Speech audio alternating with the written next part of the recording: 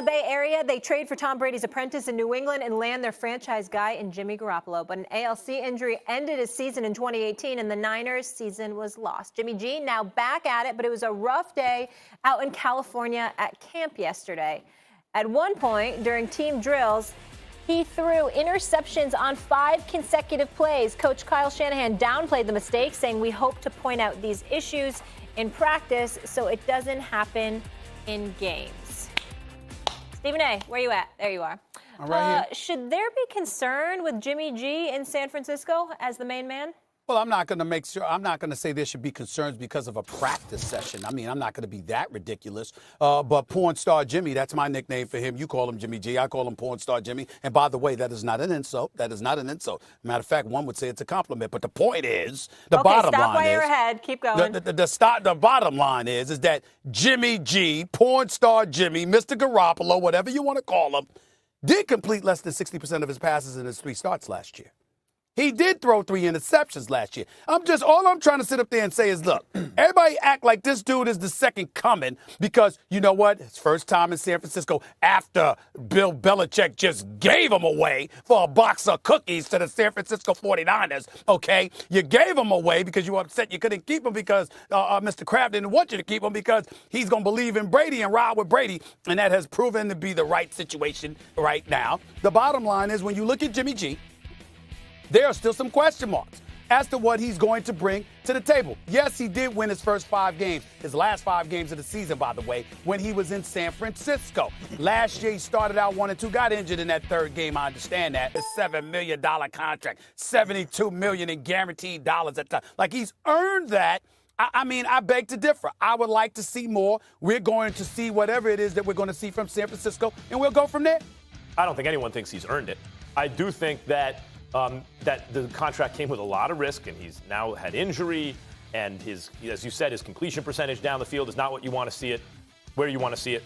But the fact is, this is a guy, this is not just a backup quarterback who Belichick had play well for a minute. This was a guy who Belichick tapped as the heir apparent, obviously.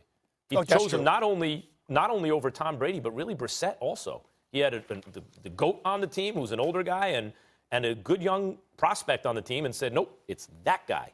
And then who gave him $137 million, $72 million guaranteed, as you mentioned? Was it an offensive coordinator turned head coach who didn't know what he was doing? Or was it a guy who clearly knows NFL offenses? I mean, even look at the Falcons' offense once Shanahan left. Who blew a 25-point lead in the Super Bowl. Keep going.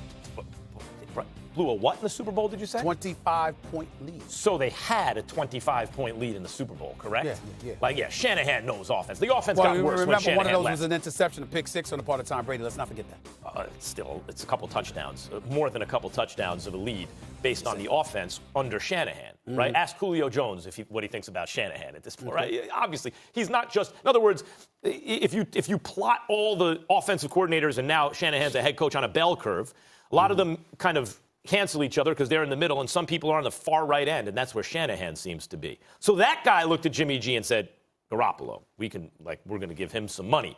I think there's a lot of reason to be optimistic about Garoppolo's chances. But should there be concern? Yes, because of what you mentioned, but not because of a preseason, not even game, a practice. Are we now at the point where a guy, maybe he's forcing it a little bit, or it's and we're saying he threw, I agree, 5 consecutive plays to the wrong team, throws to the wrong team is bad, even in a practice, sure. But we're really going to sound the alarm because of interceptions thrown in a team practice? Not at all. That's why I said I prefaced my comments by saying, please, it's just a practice. Who cares? Practice is where you're supposed to make these mistakes. Right. Okay, so it's no big deal. All I'm saying is I'm looking at the resume in New England, the resume in San Francisco, and I'm saying the jury is still out. Why? Because if Belichick is what we believe him to be, the greatest coach of the modern era, if not the greatest coach ever, the bottom line is he could have benefited from that.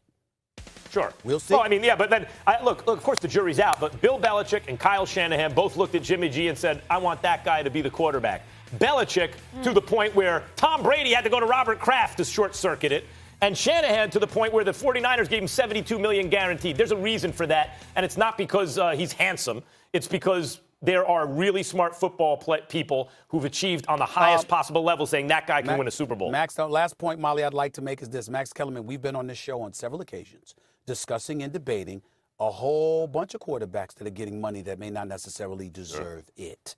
So let's keep that in mind as well. Don't look at the money that he's making as validation of how good he is when we can point to a plethora of situations where quarterbacks are getting paid and they don't necessarily deserve that money. Who is giving them the money? Practice. We're talking practice. No need to overreact, whether it's 5 picks or 5 touchdowns. We'll leave it there. By the way, you like Belichick's ringing endorsements? Parcells had a ringing endorsement about Daniel Jones. I'm happy about that. He's going to be good. I'm happy. You think I don't